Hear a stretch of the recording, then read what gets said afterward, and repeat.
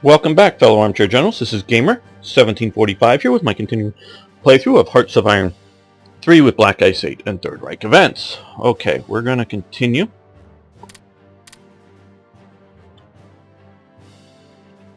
With our operations.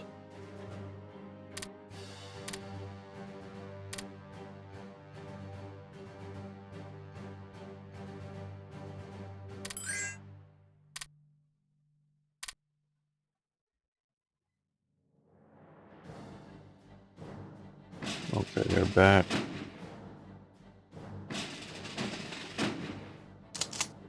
Let's see now.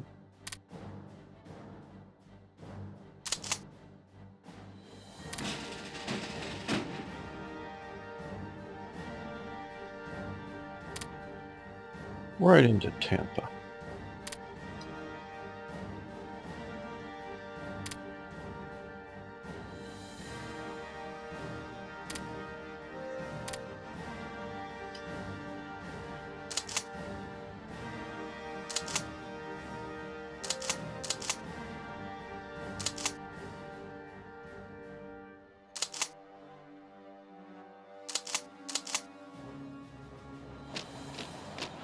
Join the fight.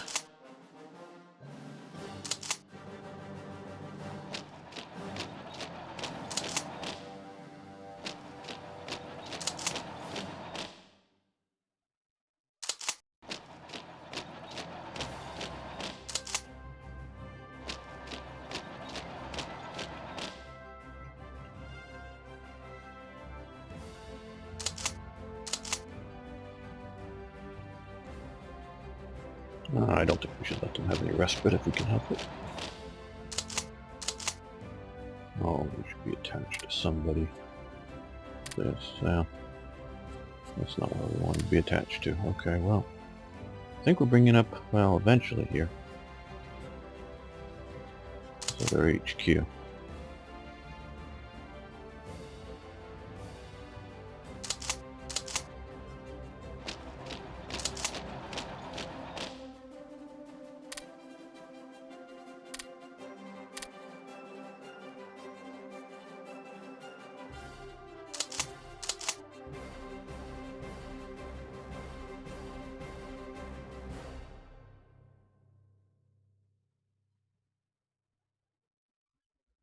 Let's see how this fight's gonna go. Oh, that's gonna be fun.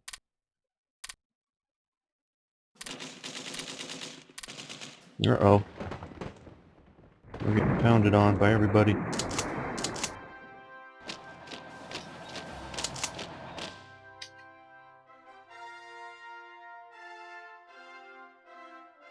Counterattack.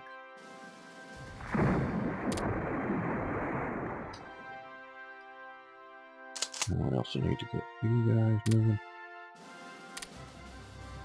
Uh-oh. Man. Okay. On board.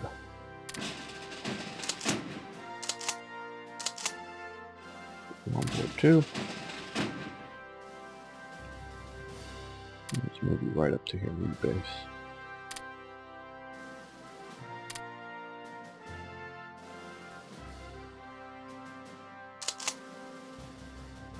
We need it up here quickly.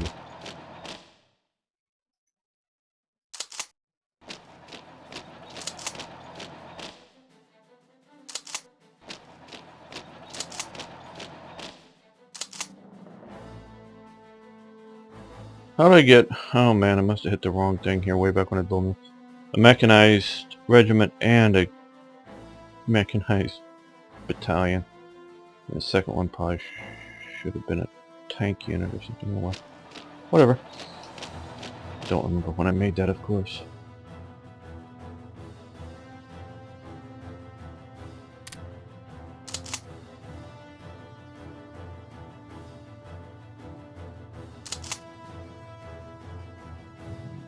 Here.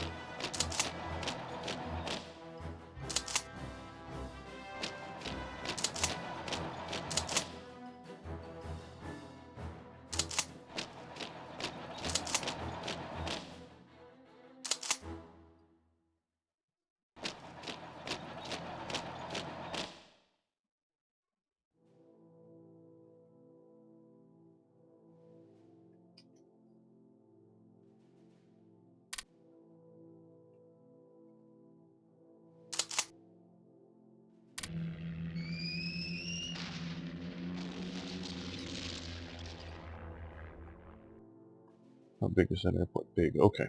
We need to bring in better fighters. There we go.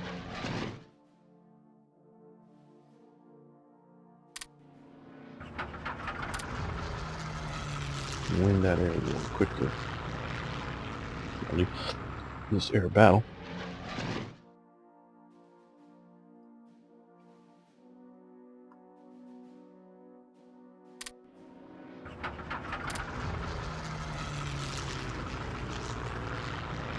And I sent of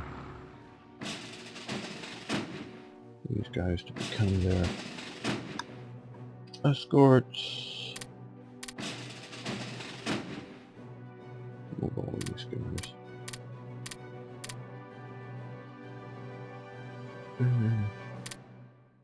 No, it's going to disrupt their organization, but no problem. And we'll promote them.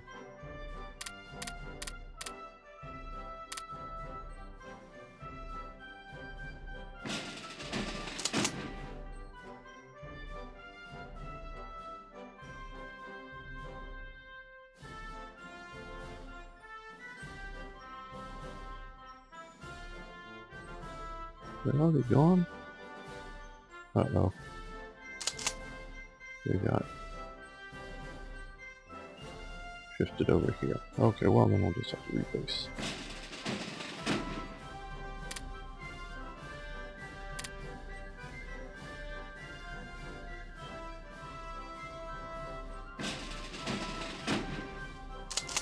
Okay, another.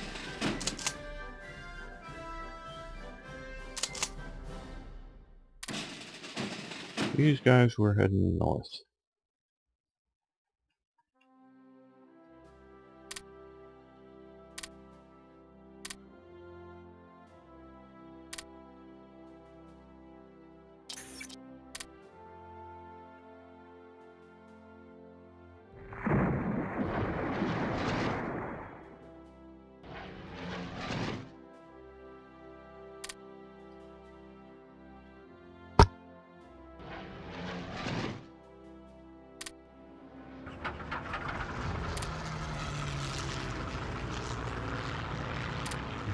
Set, and they're also set.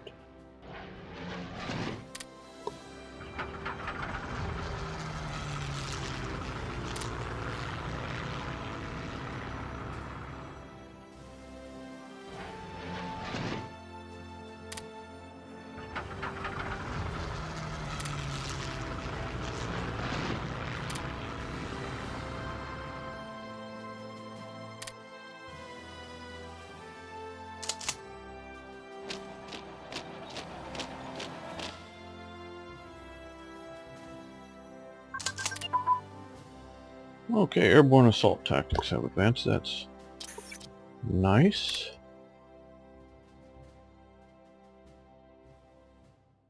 Okay, we'll let that go. And who's being... They're still leaving? Oh, it's garrison units. It's taking forever.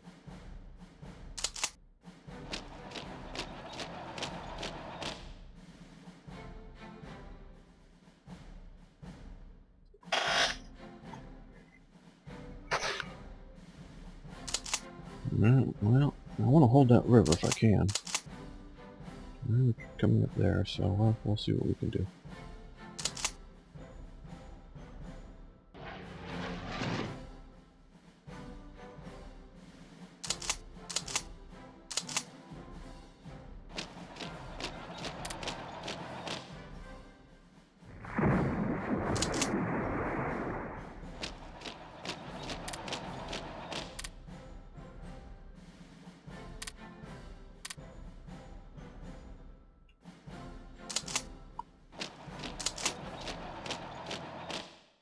So we have the Panama Canal.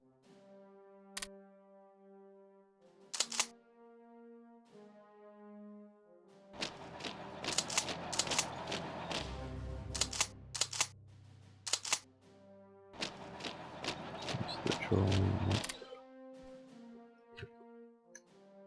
Okay.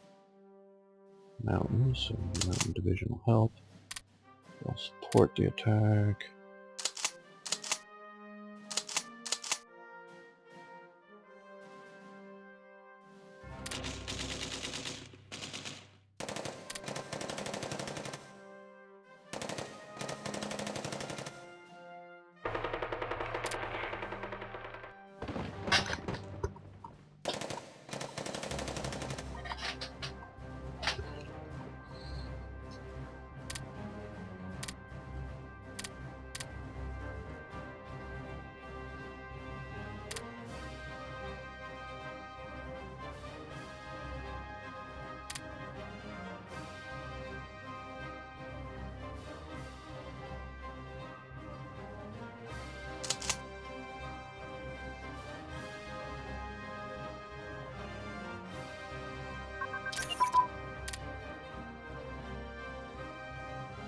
No, I don't think the relief force is going to get there in time. Wait a minute, was that thing that I thought was a... Yeah, no, I probably thought it was a... I was clicking on it originally,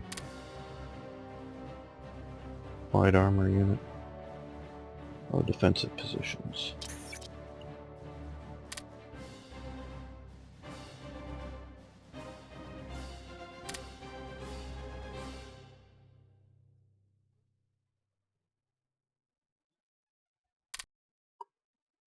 Oh, yes, here we go. Okay, cancel that.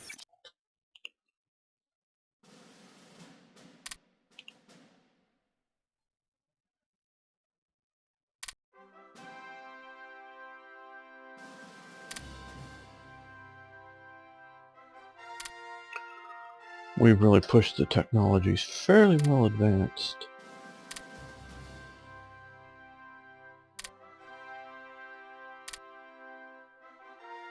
Hopefully we'll get this done well before 47. I'm sorta kinda hoping for a 45 victory date here.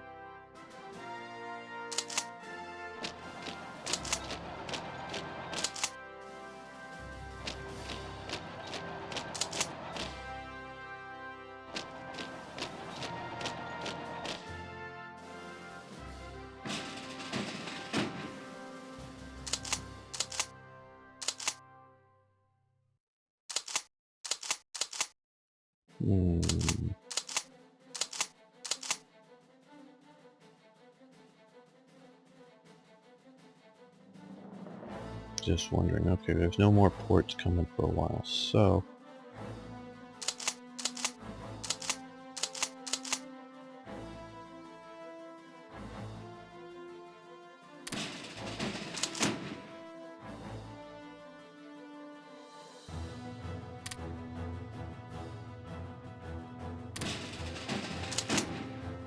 Just load all these guys. And the correlate's going to be closer.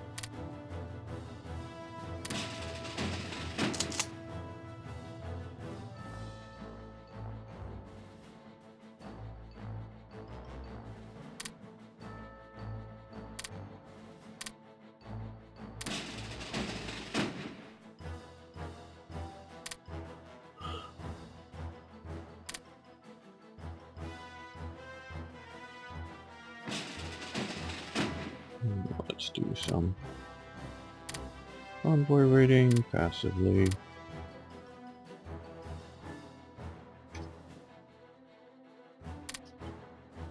They're well on their way over. Been there way too long? Okay.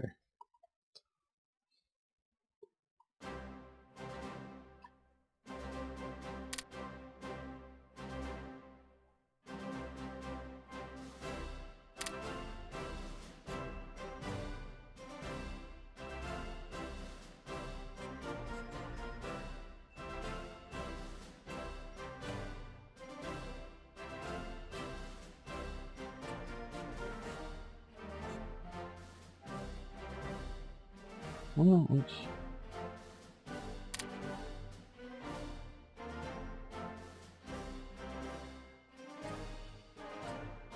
Okay.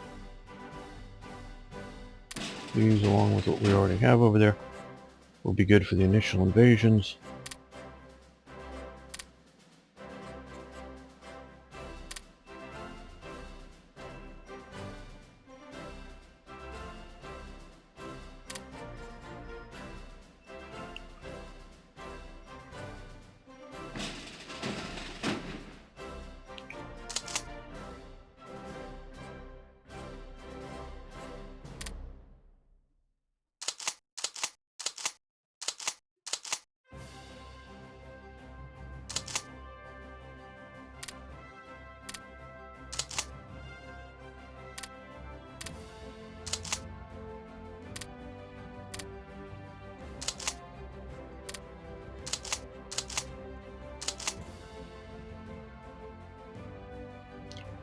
You don't get him until late in the game, but I added von Stauffenberg, the guy who at least tried to kill Hitler. Not the only one, of course, but one of the famous ones who tried to kill Hitler. He had served in North Africa, so I gave him the Desert Fox and Panzer Leader because of that. Because of his position, he should probably be having either this job or sort of Keitel's job here, running the home army. But that's all right. Okay, now, what's his headquarters look like? Oh, that's reasonably good. So, all of you on board.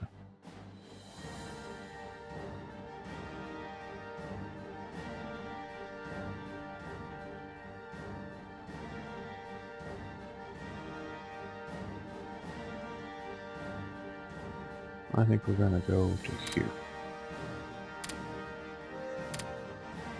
You.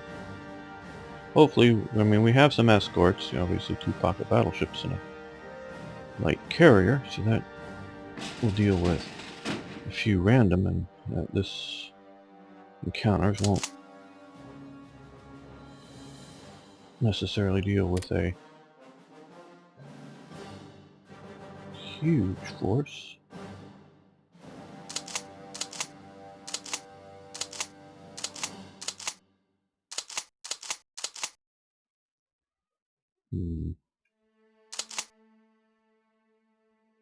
Looking for something better than that.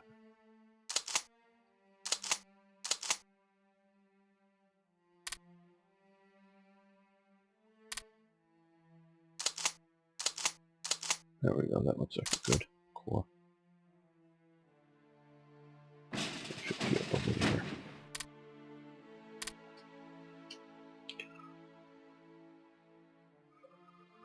Hopefully I have enough units here. I'm not sure that I do, but we'll see. So far we're doing okay. Oh, he should get... Probably got pulled away because of the order battle loading. Prefer Panzer, but... Oh. There we go, that's good. Good choice. Send them to a port city.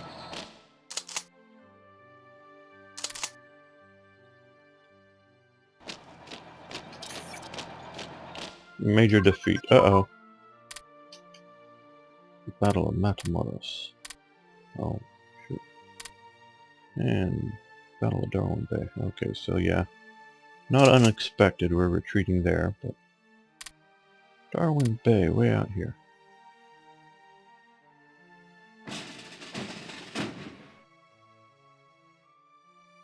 And what was the technology that we just...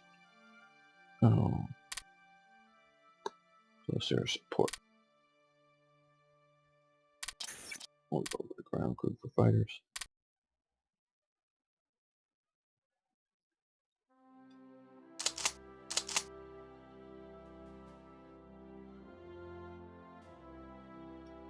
Yes.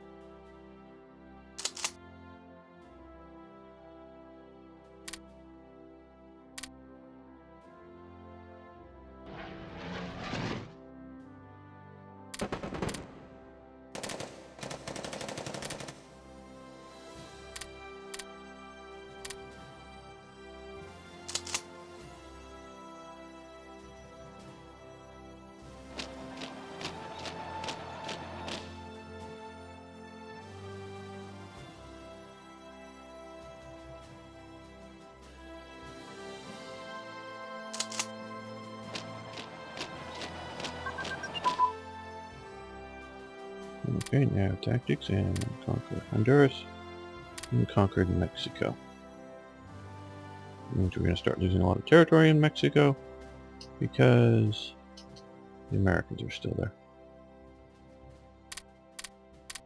And as one person asked, yes, once we conquer Mexico, these guys are out of supply unless there's immediate supply in that province, or they can trace supply lines.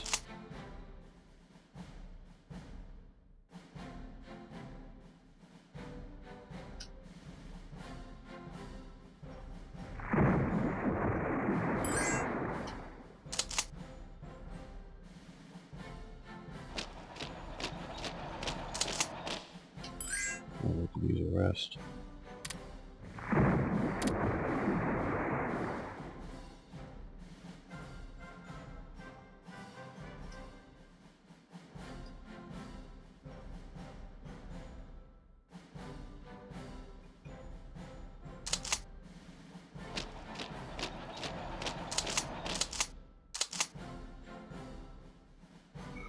They've got an armored division coming, so I'm not going to attack it with my marine division there.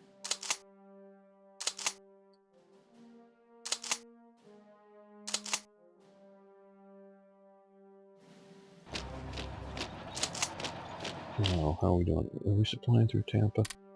Yeah.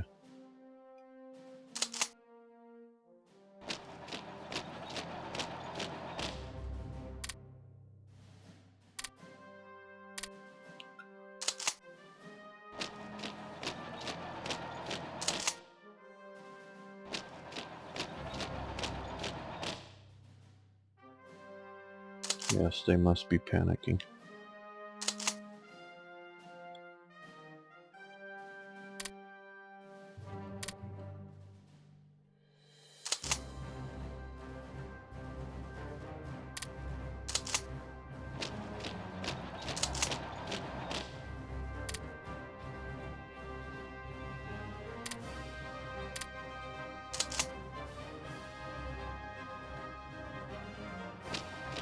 Send him up there.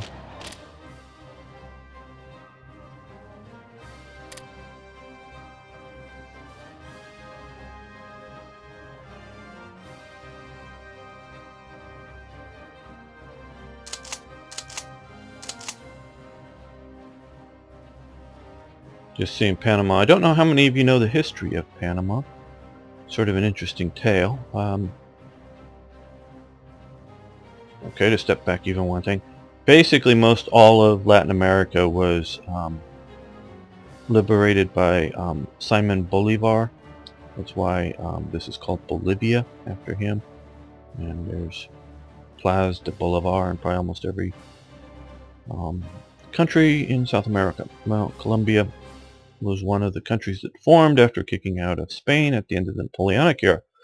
And it included all the way up to Costa Rica. Well, there's of course a very, very significant need for a canal, or, you know, shipping passage through here. Early on, this was miserable territory even for railway. They did do a sort of a land supplies here, and I don't know if railway or pack mule or something, to here across the lake, and then to the other coast for a while, and we're thinking about trying to make a canal through Nicaragua there. Very unsuitable to do that, but that was the thought. Well, the U.S. couldn't negotiate a treaty with Colombia that was suitable to the U.S. Basically, you know, Colombia wanting the world for setting up the canal. You know, you got the gold mine, and you're going to try to milk it for everything, but hey, you've got somebody else is going to dig the gold mine and maintain the gold mine, and the gold mine is going to be a hugely expensive thing to build, but hey, you get to pay for it all. we're going to get all the goodies for you doing all that work. Well, I know it's American imperialism. Good. American imperialism can be very good. Well, don't know what the infrastructures are like here, but there was basically no infrastructure between this part of Colombia at the time and the rest. It was all connected by sea. The people here didn't, well, realize, and what I just said a short while ago, this was all liberated by Simon Bolivar. Most all of it. Not so much Brazil, as that was sort of a different deal with the Portuguese. But most all of this was Simon Bolivar. So these people living down here, and I know I have a few viewers here, there wasn't, shall we say, strong nationalism in the sense that they were Spanish colonials. I'm an English colonial from up here. It's not a negative statement or anything like that. They were Spanish colonials. Some regions were more Spanish, some regions were a bit more mixed, some regions, and this is the other group, were local indigenous people we call normally Indians. There now, of course, the indigenous people didn't necessarily like the Spanish colonials, particularly in places like Paraguay and some others, and that's a whole long story there. But so the Spanish colonials definitely didn't want to be ruled from Madrid for Madrid's benefit anymore. So in that sense, they were looking for a level of self-governance, most assuredly. And so these countries, when they were formed, weren't necessarily coherent national identities, I want to say. I don't want to say unpatriotic, because I've read some of the adventures of Chile fighting for its independence, and these people were highly motivated, and there was a, shall we say, building sense of nationalism on their shared experience of fighting for their independence, as well as other things. And of course, some of these countries are geographically sensible. Well, you got Peru up here, and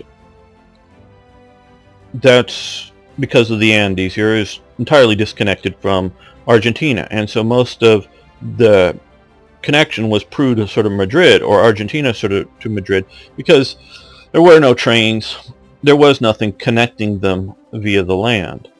And even like Chile, a lot of it was enclaves along the coast, and they, because of the mountains, you see transport connecting together. So there were reasons for the geographical designations of these countries. They weren't as arbitrary as Africa and the colonial expansion. It was much more geographically expressed, you know, running into the Amazon, running into the Andes as mountains, and that type of thing. You do get here, you know, the French, the Dutch, and the English, little colonial outposts there, but the rest are fairly geographical. And so they had the people living in these things that were heavily influenced by the Spanish had a shared common culture in that, most assuredly, but there wasn't necessarily as strong as nationalism as we find out there. So these people here, living in what became Panama, were somewhat disconnected from these people here, and basically, like a lot of other situations, it was sort of run for the benefit of Bogota, not for the benefit of every various region. So when the Americans couldn't get a good treaty for putting in the Panama Canal, they went to some of these people and here, hey, how would you like to be independent? And oh, by the way, we're going to build this canal here. It's going to be ours, because up until Jimmy Carter, this was, like it shows here, U.S. territory. It was much narrower. It was just a zone, like a few miles wide or whatever. We're gonna take over that part, but we're gonna free the rest of you, and of course you're gonna make lots of money in a relative sense, supporting this canal here, and so we'll guarantee your defense, whether from neighbors greedy or from, I don't know, European conquerors, and to a large extent, and I do believe it's still to this day, the Panamanians have run their own internal situations fairly well. It was only until Noriega, that drugged up, egomaniacal Hitler wannabe, that went off the rails. And yeah, the U.S. did sort of support him early on because he was an anti-communist, but I don't think they realized how far he was going to go off the rails and become a nut job, so that we then invaded Panama, the region, to get rid of him mainly. That wasn't, neocolonialism, but it was to get rid of a nut job, who had been our nut job, but he had been our guy, but he became more and more of a nut job. Power corrupts and all of that.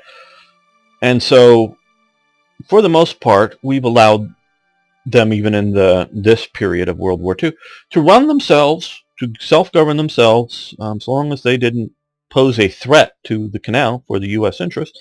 They got to run themselves, and they've done, I think, on the overall, from what I understand, done a very good job of it.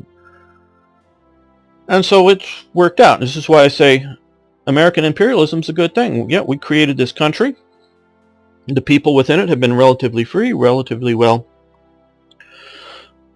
looked after. And if you compare people in Panama versus like the people in Nicaragua, the people in Panama are doing much, much better. And obviously now this is all, they've got their canal zone back. And yes, if this was, I don't know, being taken over by some anti-U.S., we're going to shut down the Panama Canal kind of thing, that might again get the U.S. involved to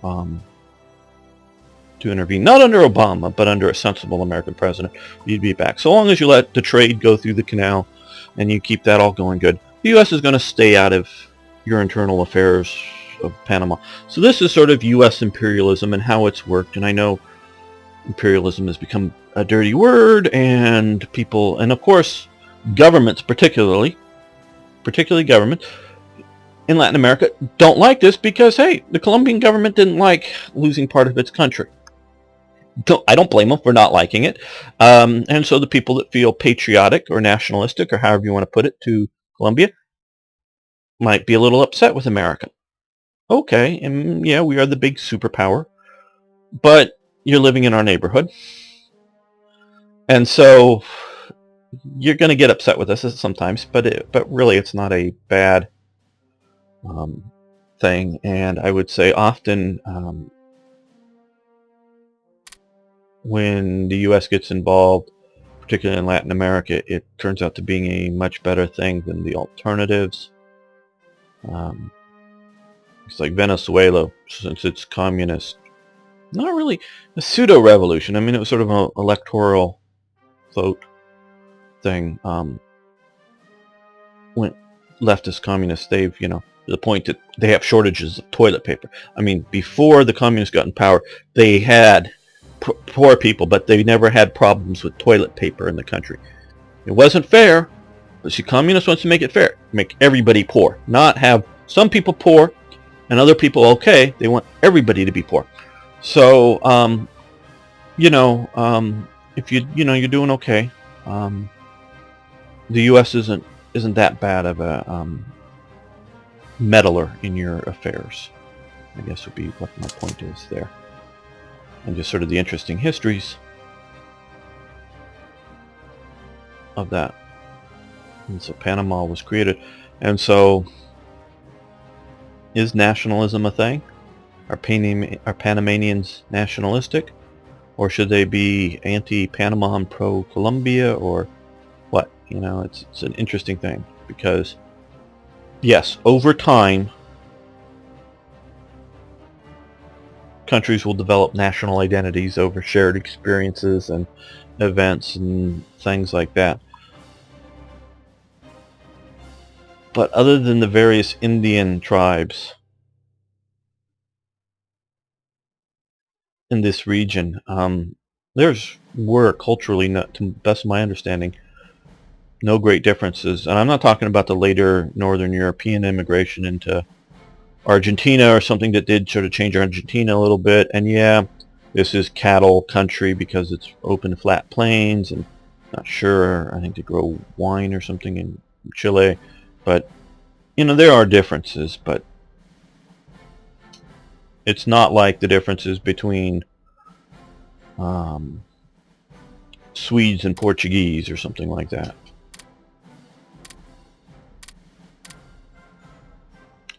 And that is, oh, okay, Jets, time to go home. Get repaired. It's always cheaper to repair a unit than to let it die and build more.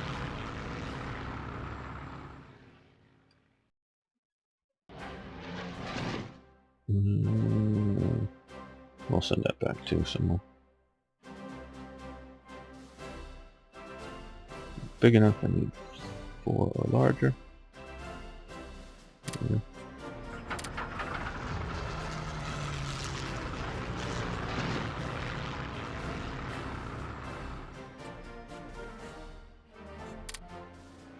Okay. And yes, I'm taking advice, and I sort of forgotten about it for a while. Okay. We're going to let these guys organize just a little bit more. And we're going to start a night bombing campaign.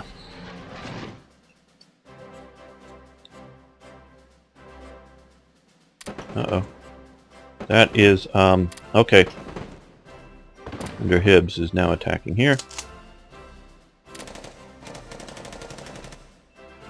That is sort of what I have been, I don't know if the right term's afraid of, expecting, thinking that's going to happen. I'll leave them there. They're almost there. Changing their movement. There's going to be heavy armor there, so that's coming.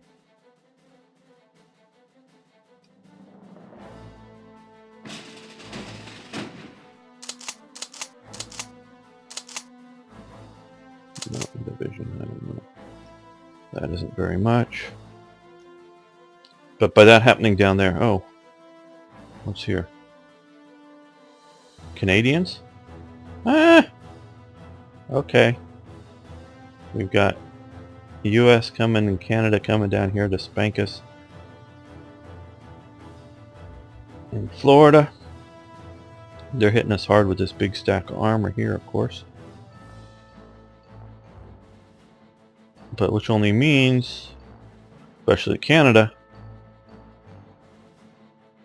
well, they've got still a bunch there, but we're going to get ready for naval invasions here soon.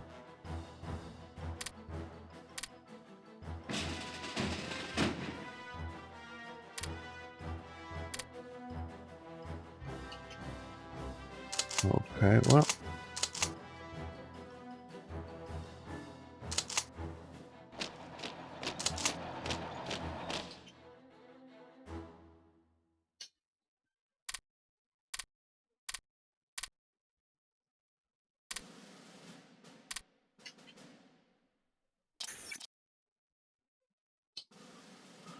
Okay, well, I think we're going to end this episode here. Thanks so much for watching. Hope you're still enjoying. As I posted somewhere, I think what I'm going to do here, I'm still working on getting TRE ready to go, and there's partially some contributed stuff, partially some stuff that I want to still do with this version of TRE. So I think there's going to be one more. I sort of said in one place major, but I don't know if it's going to be a major. But another version of TRE after this one that will include more content. Not huge amounts, but probably 20 or 30 events maybe, especially if the stuff contributed by Pavellini. Don't know exactly how much is going to be done in time for that. But I'm going to get that, at least the one out for the newest black ice. Once I get that out, then I'm thinking about starting another series. Partially, a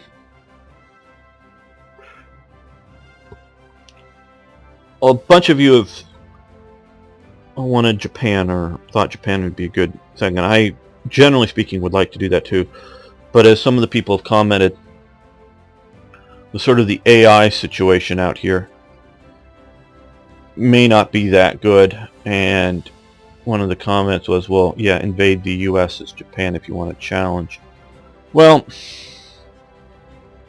if I can successfully, as Japan, conquer the US,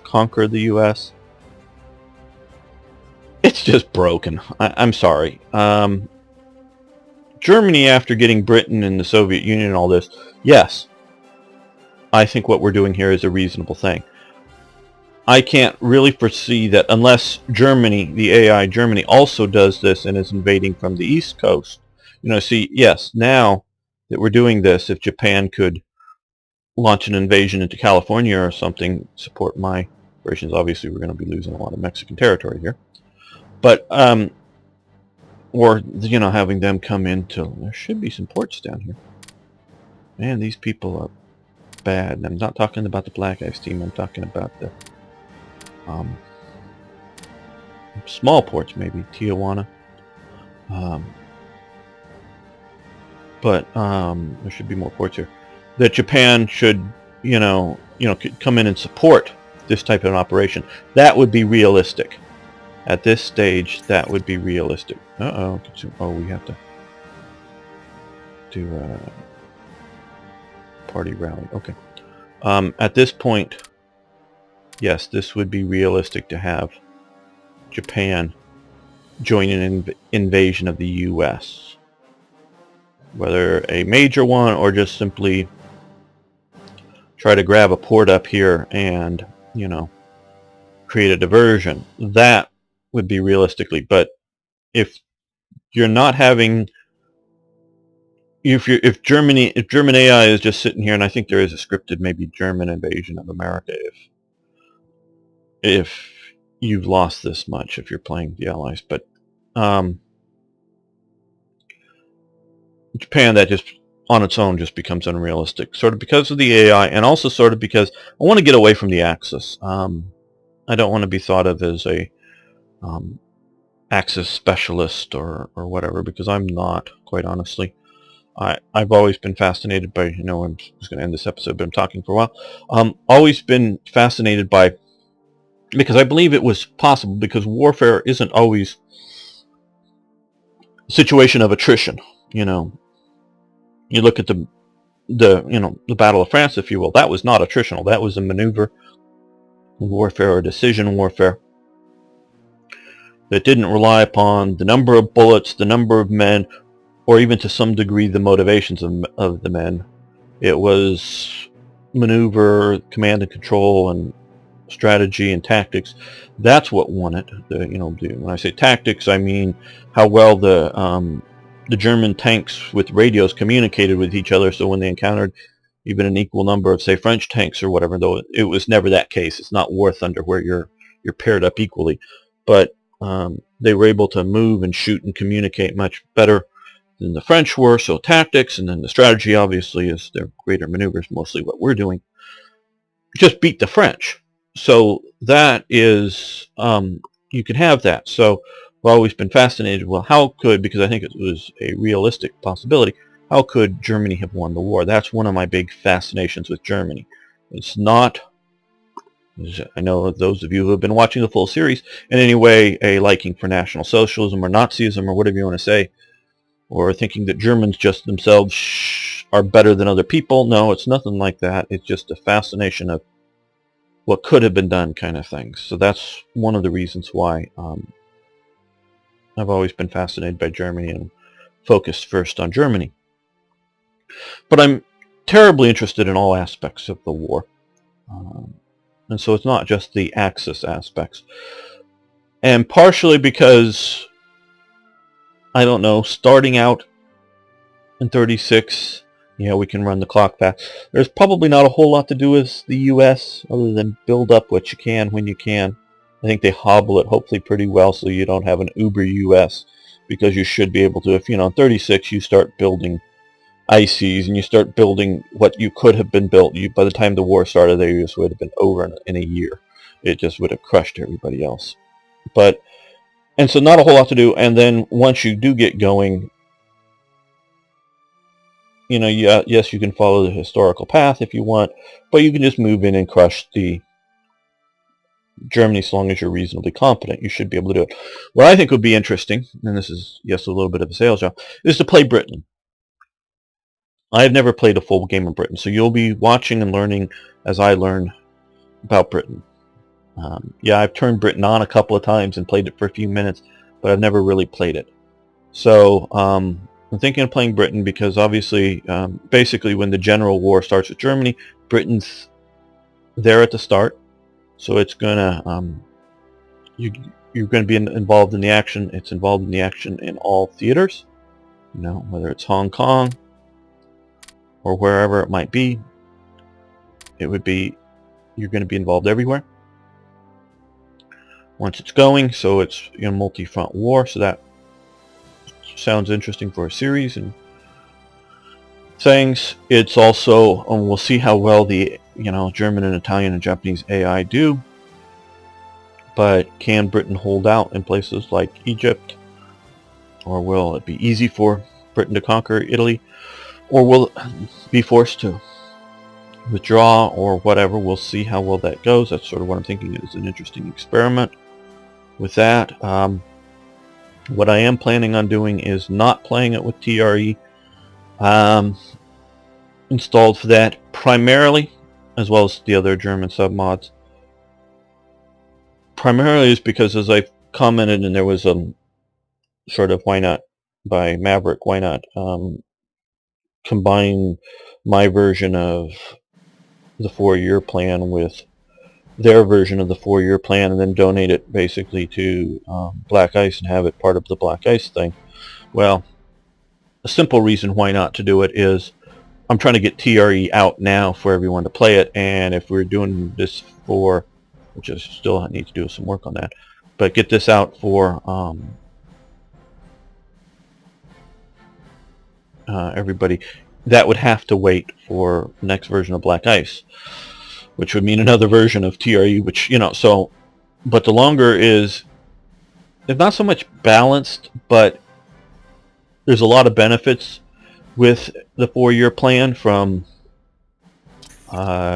some of the benefits of having Growing here, although some of the costs, but also you've seen, some of the strategic effects or event modifier type effects that go on for the 4-year plan that really ramp up Germany. But then as I said, I make you build all kinds of crazy stuff like war memorials and artificial lakes and castles for Himmler. And one of the persons who lives near Himmler, there's castle, not Himmler, but the castle, Wedelsberg. Yeah, it's pretty cool. I'm glad they did that because it's now a youth hostel and sort of cool castle. Yeah, well, most of these things, most of them, the stadium that Hitler was having built may have been a bit over the top, crazy. And Seapora, the big super, wherever it is up here, resort, uber size. Both those things are bigger than Trump would ever even dream. Uber size things. Some of them were a bit crazy that way, but others, they may not be crazy individually, but if you're planning and preparing for a war, they are a bit crazy to be diverting your resources. So it's not designed to balance it out. It's designed to do to some degree, because obviously we're taking reality and translating into a game, so we can get 10 experts on the war that are, and all this stuff that are better than me, and come up with 20, out of the 10 experts, come up with 20 different how it should be modeled in this game. Oh, these things still haven't been taken care of yet. Okay, well, let's see.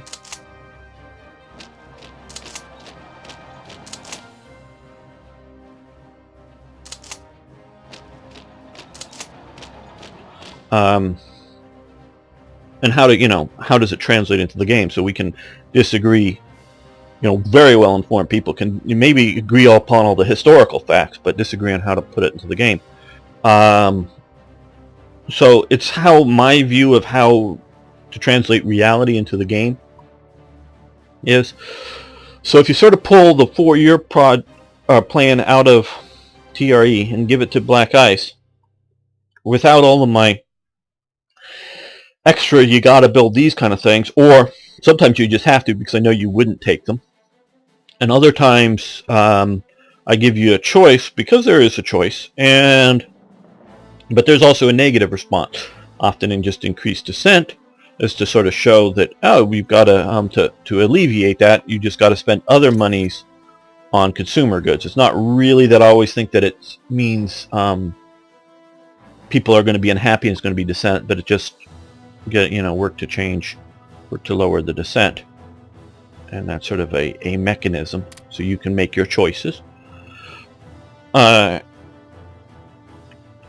that kind of frame. So you pull out my 4-year plan without all the other things you build. You're starting to build Uber Germany without being so historical. So that's sort of some of the problem there. So I am going to be incorporating, haven't really done too much of that work, incorporating some of the 4-year plan aspects from the newest version of Black Ice, because I do like some of them, and had the sourcing rares and these other things been available early on, they would have been part of my elements of the 4-year plan. So we're going to do, and though some of that stuff has come in with particularly Vlad Virgil, and I hope he's getting better, some of Vlad Virgil's work with the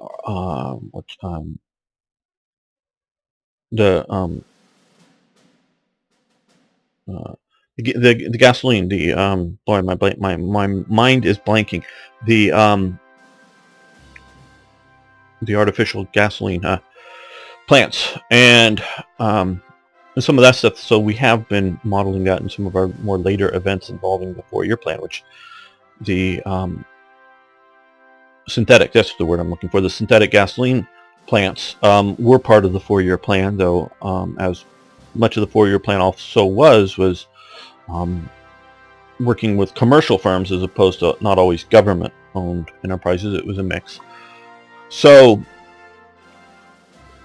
that's sort of some of my resistance. It's not that I'm entirely resistant. I don't want TRE to disappear. That is one of my objections. But for all of TRE to disappear into Black Ice and just be integrated into Black Ice, I do want it to be a separate thing, because it's going to go on and have a life after Black Ice in Hearts of Iron 4. But I don't mind, and I have before, and I'm